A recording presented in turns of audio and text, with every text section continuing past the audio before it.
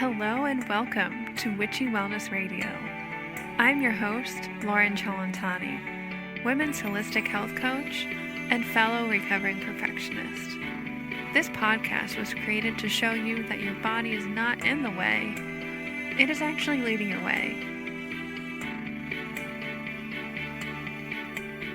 I am very particular about the type of CBD and hemp products that I use. There's so much hype and lack of testing and quality in the industry. So the company that I love and use is Evo Hemp. Not only do they have a beautiful product like hemp seeds, CBD oil, gummies, even hemp chocolate, protein bars, protein powder, they also support a 40-acre co-op farm in Minnesota, which is farmer-owned, focusing on bringing equality and innovation back to Black, Indigenous, and other socially disadvantaged farmers. So if you are looking into trying any type of CBD or hemp products, head over to evohemp.com. The link is in the show notes, and make sure you use code WICHY, WICTHY, for 20% off of your purchase.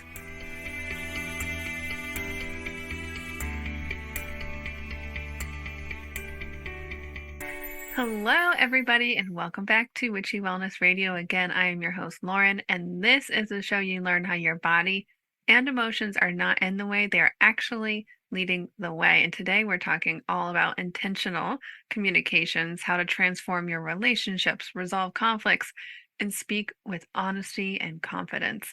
And today we are talking with Cynthia Kane. She is the founder and CEO of Kane Intentional Communication Institute, the leading communication institute that provides services to individuals and companies to improve their communication skills. Cynthia uses her proprietary process called the Kane Intentional Communication Practice to help her students experience more peace so they can show up authentically in their most important relationships. She's the author of How to Communicate Like a Buddhist, Talk to Yourself Like a Buddhist, and How to Meditate Like a Buddhist, and was named by Yahoo the #2 communication coach to watch in 2021. She and her work have been featured across all national and international publications, and Cynthia has a Bachelor of Arts degree from Bard College and Master of Fine Arts degree from Sarah Lawrence College, and lives in Washington, D.C. with her husband and 2 little kiddos, which I'm sure you get to practice what you preach with them as well. Every moment of every day. Well, welcome, Cynthia. I'm so excited to talk with you. I'm happy to be here. Very happy to be here. Yeah. Yeah. And I'm excited to hear how you got into intentional communication, your own heroine's journey of, I have a communications degree and art degree myself, but that's not what I do today. How did you get from, master of fine arts to now teaching people and companies all over the world how to communicate? Yeah. I mean, it was not something that when I was younger, I was like, I want to grow up and teach people how to communicate. Really, when I was younger, all I wanted to do was write. That was what I really wanted to do. So I kind of happened upon all of this in a really roundabout way. I used to be a really horrible communicator. I was very passive aggressive, like loved rolling my eyes, walking away. Conflict was not my friend. Confrontation, I just tried to please everybody and make everything okay so that I wouldn't be in any difficult situations with people. And silence was really scary to me. It was like, I felt like I always needed to fill this space. I was very reactionary. I was like, I could drop a rubber band and just be like, oh my gosh, this is like the worst thing in the world, like just go off. So I was very extremes, like very exaggerated. And most of my relationships were very heated because I was very reactionary. And there was a lot of miscommunication because I really expected other people to know what I was thinking and wanting and needing, but I had no idea how to express it. And really what it came down to was I really didn't know what it was that I wanted and needed. I just wanted somebody else to know, right? So I'd been with my first love for about 7.5 years, and we met in college when we were 18 at Bard. And we decided after 7.5 years, it was either we were going to like get married or we were going to go our separate ways. And we decided to go our separate ways, thinking that the universe would bring us back together again. And he was from Costa Rica. And at that time, I was in New York finishing up my MFA when we were going our separate ways. And 4 years later, we reconnected in New York. And it was lovely because we were like, this is it. Like, this is our time to come back together. We talked about what didn't work in our relationship. So much of it was communication issues, right? And then 3 months later, he passed away. He was kayaking down a river in Costa Rica and he got caught in a swell. And my whole world just shut down, really. So that was the lowest point in my life, for sure. I was definitely an empty canvas, just completely blank. And all I really wanted was somebody to come and take the suffering away. Like, I just wanted somebody to make me feel better. And it didn't work, like his family was incredible and all of my friends and his friends. But it was like the moment that I realized that if I was going to live and not die along with him, I was really going to have to do this on my own and like figure this out actually on my own. Where before I really thought it was everybody else's responsibility, right, to make my world easier. And so that's when this whole exploration phase began, right? And I did a lot of retreats and seminars and books and reading and everything, all the things, and I was seeing that communication was a big part of it, but I couldn't really figure it out. And then a friend of mine was like, there's a writing and meditation workshop at the Shambhala Institute. I was living in New York. And I was like, all right, I'll go. And I really didn't know much about Buddhism. I didn't know much about meditation. But I went, and that weekend just completely changed my world, right? Like, I learned how to meditate. And I also learned the elements of right speech in Buddhism. And when I learned those, which are to tell the truth, don't exaggerate, use helpful language, and don't gossip, I was like, oh, cool. This is great. Like, I can totally find my way out now. Right? Like, I really felt like here's my path out of my suffering. And it all made sense. And then I woke up the next day and was like, I have no idea how to do this. Right? Like, in theory, all these things sound really great, but then you're like, well, how do I implement this? And so that's really where my practice started. This is like the lifestyle experiment phase began. And I just started changing the way that I was connecting with myself, because what I realized was that if I wanted to change how I was living in the world, I had to change how I was interacting with it, which then meant I was going to have to change how I was interacting with people. And then that meant that I was actually going to have to change the way I was interacting with myself. So it all began there. And so I started just practicing daily to try to figure out how to be kind, how to be honest, how to be helpful, first to myself, then with others, then with like plants, animals, trees, objects, right? And that's where this practice of the Kane intentional communication practice really began. And I started writing about it. And then I created courses around it from like demand of people wanting it. And then, on Daily Om now, like over 60,000 people have taken my courses. And then that turned into like a training program and a membership and all the things. And so, 15 years ago, 20 years ago, this would not have been something I would have thought that I would be doing, because the way that I interacted was just so hard, like I just suffered so much within my relationships. And it's such an incredible, incredible thing to be a patient zero, to be able to see, right? Like, like the changes that you can create in your life based off of, for me, it was really changing the way that I communicated with myself and then others. And really because of this practice, that's why I believe that, first I get to like honor Mauricio, that was his name. I feel like I get to honor him every day. because this really came out of his death. And then I also feel that it brought me to a really healthy, wonderful relationship.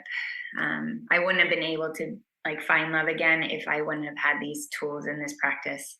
And I wouldn't really probably enjoy being a mother if I didn't have these tools and these practices either, because I wouldn't know how to interact with the most important people in my life, right?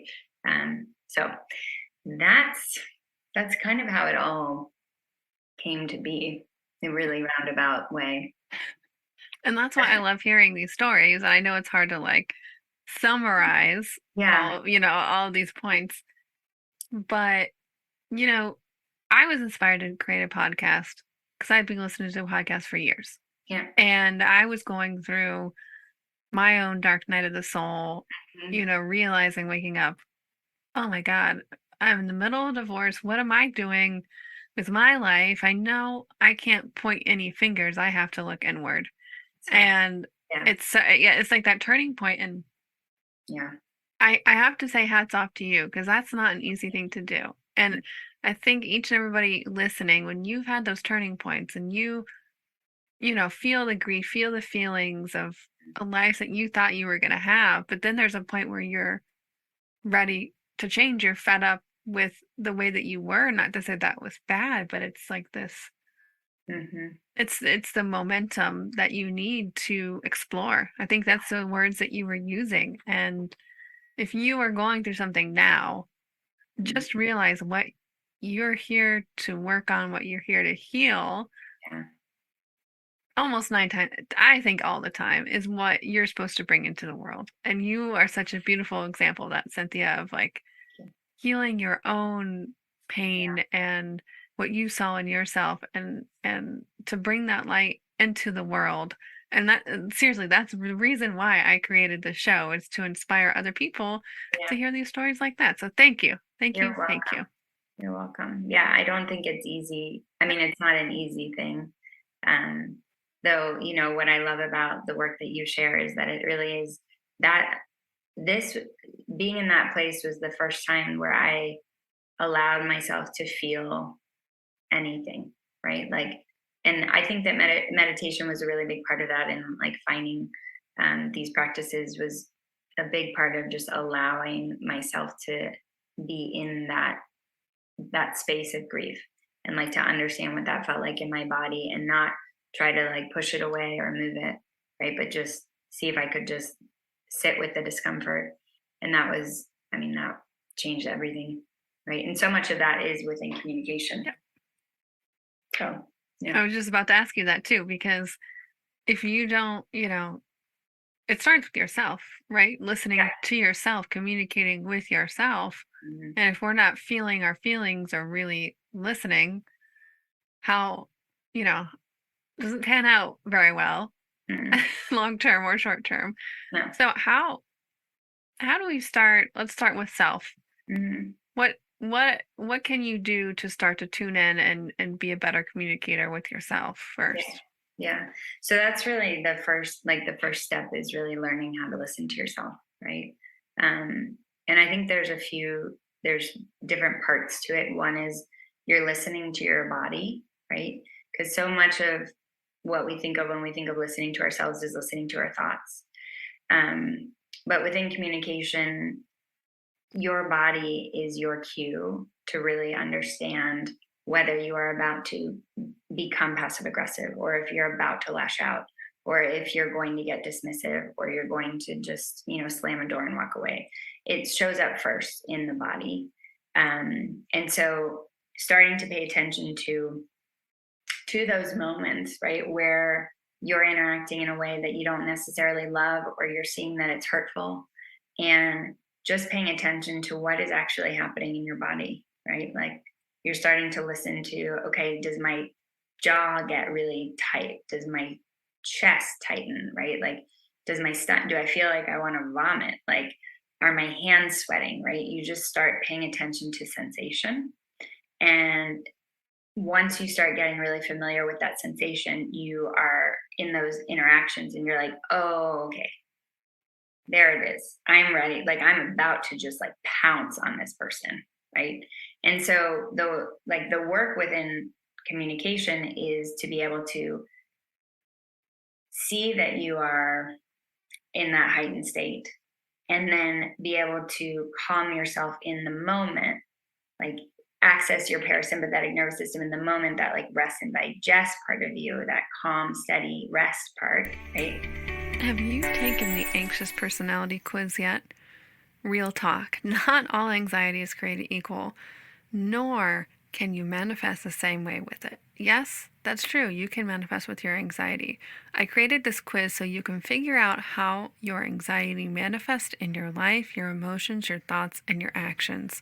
And when we have more insight into what are triggers and how to catch them faster, we're able to make lasting change and amplify what we want to manifest in our life. You can find out your anxious personality type at anxiousquiz.com. Learn to embrace and manifest with your anxiety today.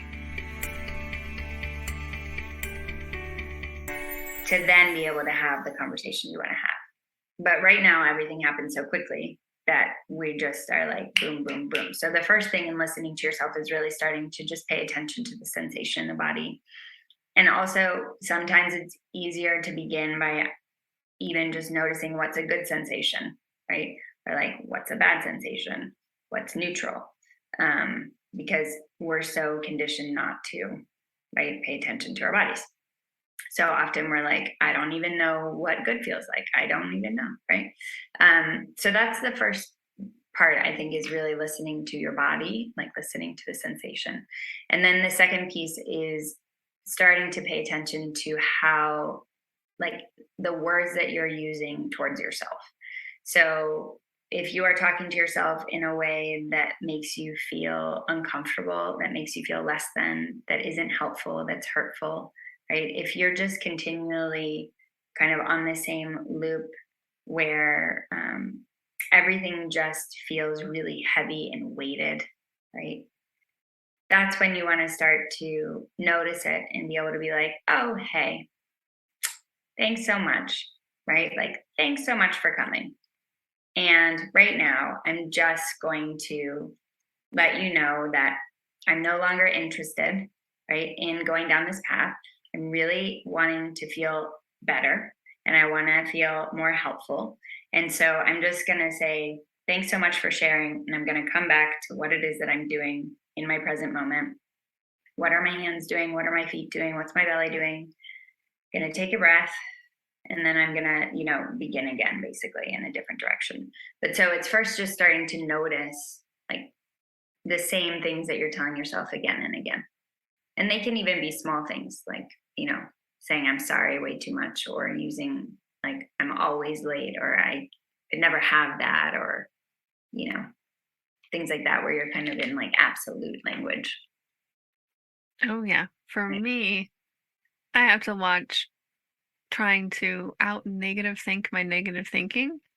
Like Yeah. I'll self-judgment of the negative thinking Yeah. I know better than this. Like I shouldn't be thinking that. And that's the real eye opener this past year for me, is like I have the awareness of when those thoughts come up, Right. but then the next inkling is to like judge Yeah. myself for thinking those, because they're always going to be there. They're always going to pop up, Always. no Yeah. matter how enlightened you think you are.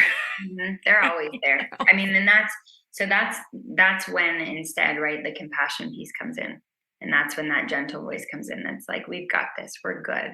Like, there's no need, right? We can just give ourselves like a little pep talk in this moment, and we've got this, and that's why the meditation is really such a big part of this communication practice, really, because within meditation, you're learning when you're distracted, when you're present, and that moment, right, where you are noticing all your thoughts and then you're stuck in a story or you're caught somewhere. That choice point to notice and come back to the present is so important, because in a lot of times we can be like, oh my God, why are you doing this again? Like, why do you always get distracted? I can't even believe this. Like, how many times have we meditated before and this is what's happening? And then you get the opportunity, though, in that moment to start using a different voice that's like, oh, thanks, sweetheart. Like, thanks so much. See you. Great. Okay. And you come back, right? And that gentle voice, like that reminder and meditation, is what then seeps out into those moments where you notice the negative self-talk, and then you're like, oh, sweetheart, I see you. It's cool. We're okay. You know? Yeah. So it is that moment. But that's also what's happening when you're interacting too, right? In those like heated moments where you feel the sensation, instead of judging the sensation, you're like, oh, there's my sensation. I'm just angry right now, or I'm just feeling really stupid right now, you know? Yeah. Yeah, it all comes down to the awareness Mhm. at the end of the And day. like the compassionate Yep. awareness, you know? Compassion awareness. Yes, thank you. Yep. Yeah. Yeah. Every guest I have on, of course, it's like I need to hear I'm like, I could not even need to post this, everybody. For everybody else listening, it's selfishly, it's always, resonates with me, so I know it'll resonate with others as well.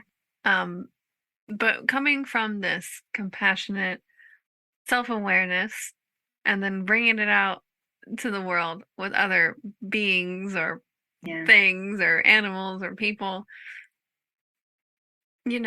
one of the biggest things in my journey is realizing I can't control other people for their reactions. So we're bringing, well, when we put another person in this communication thing, Yeah.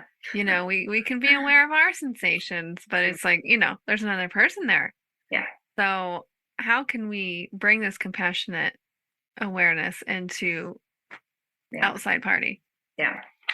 That's why I love it, because in theory it's all like, oh, that sounds so amazing. But it's like, how do you actually do? So when you have someone else involved, we can't, right? We cannot control somebody else's reaction. And one of the things that truly holds most people back from expressing themselves is the fear of somebody else's reaction, right? So before we even express ourselves, we have created an entire story around what the reaction could potentially be, which then creates so much fear, which then prevents us from expressing it.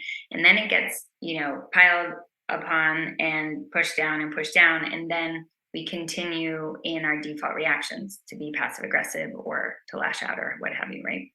And so one of the pieces to really start to understand is that the other person can have whatever reaction they want to have. It can be like a great reaction, it can be a really bad reaction, and our role is not to, like, our responsibility is not to take on their reaction. Our responsibility is to allow them to have a reaction. And so our work in the moment is we express ourselves. First, we have to understand that most of what we're telling ourselves that prevents us from expressing ourselves isn't true, right? Because we don't know any of that to be true. So if we don't know it to be true, then we can think, well, what's potentially the best possible outcome? Because we often think in the worst case scenarios, right?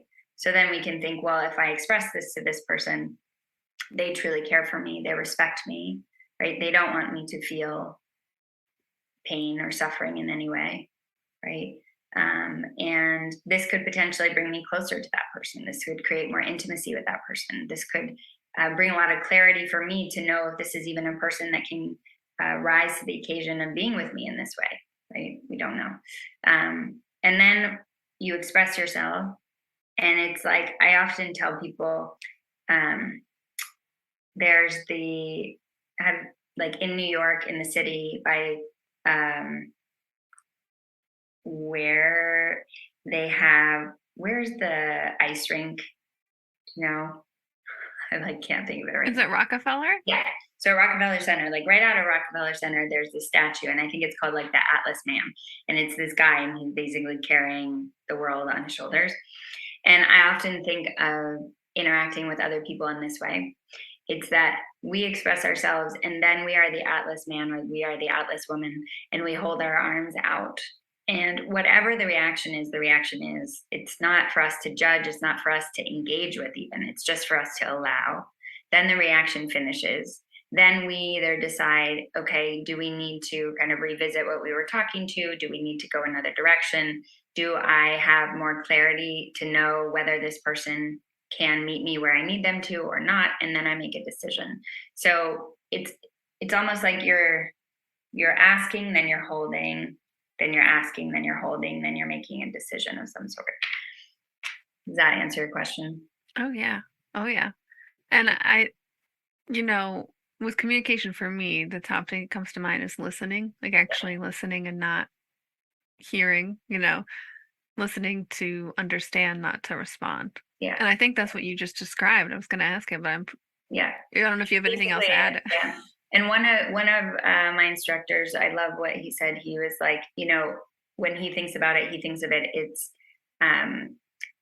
like instead of agreement, it's clarity over agreement, right? So you're not trying to get somebody to agree with you. You're not trying to get somebody to understand you. You're not trying to get somebody to, believe what you believe or what have you. It really is, most of our expression is around like clarity. We're trying to gain more clarity, right? And it is really, to be able to have that, you have to learn how to be in conversation. And to do that requires allowing other people to express themselves, basically. Yeah. And it not be what we want it to be all the time. That's how we learn, and that's how we grow, and that's how you get closer to people. Yeah, and I wanted to talk about conflicts next, because I know my default is like either run away, ignore the problem, or I'm coming in with guns blazing. Yeah. So how can we bring this into resolving conflicts? So, I mean, if you are, let's say, your default is to come out with guns blazing, right? In the moment, what you're doing is so the awareness has to be there from the beginning, right? So your work is to slow everything down so that you can feel in your body. The first thing is truly like you're noticing the sensation rising of whatever the guns blazing feels like in your body, right? What is it for you? Do you know? It's like a fire burning, like in my lower, it's just like this ball of energy, like in my stomach. Yeah. So when needs to come you are out there, mm-hmm. It's like, that's like when you notice that that's starting to happen, that's when you come in and you're like, okay, we're feeling really heated right now. We're feeling like you're talking to yourself in that moment. And you're like, we're okay. We're fine. We've got this. Like, you can like tell yourself, soften, stay open, right? To ground yourself into the moment. And then while the other person is still potentially talking, right? You're just trying to see them as somebody who you care for and that you respect, that you want to be helpful to, right? You want to try to see them as human again in that moment. And then they're finished. And then you take a deep breath. And then you express yourself, right? So the piece with conflict is that you are going to be in interactions that don't always feel good, right? And it's really to understand, to practice in that moment. There's a sensation. I know what that sensation means, right? I know what the feeling is, because feeling is really important here too.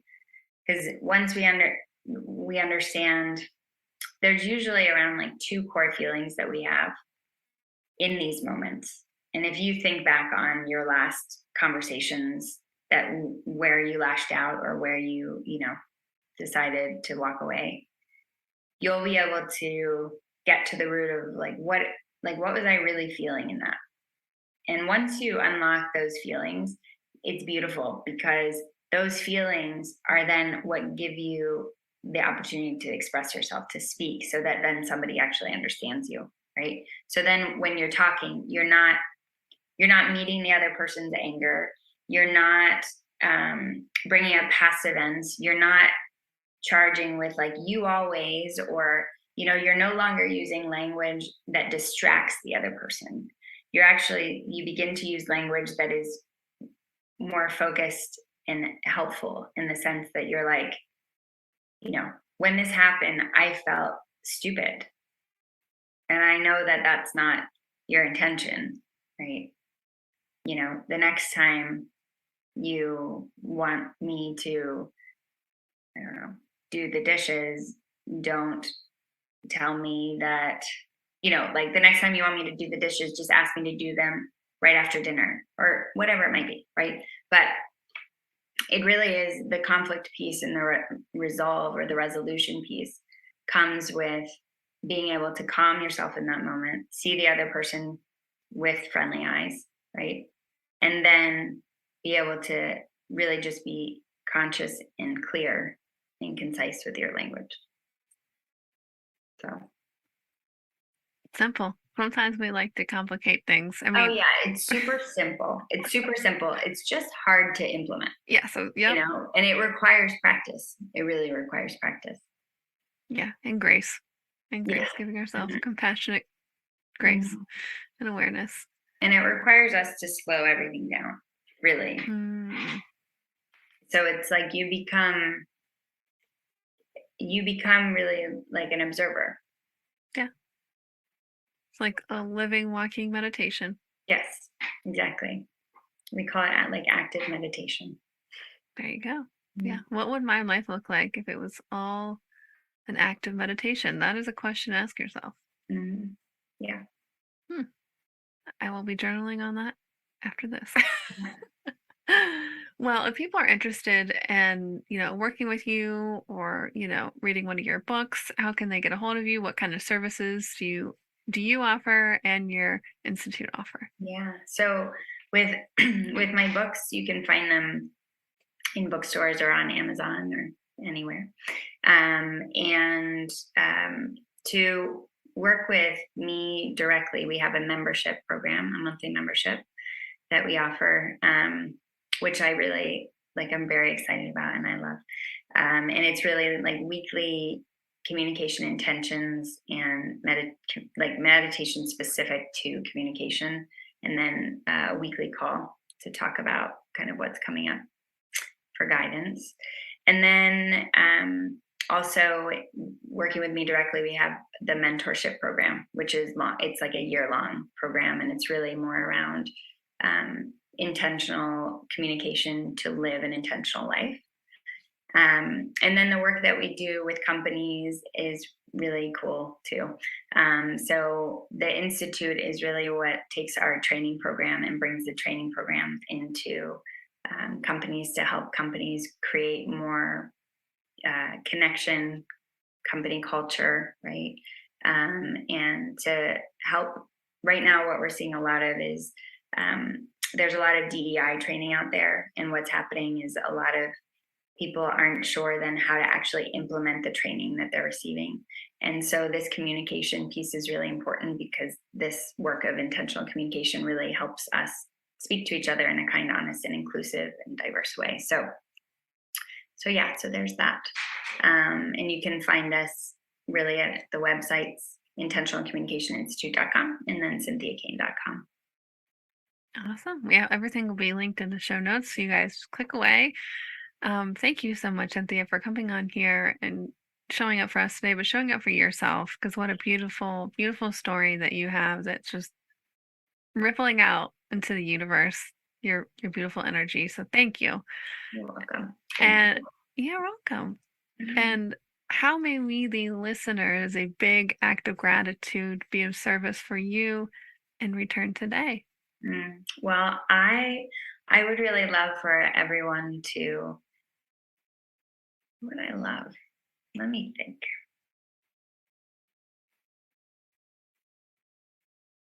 I would love for anyone who's listening to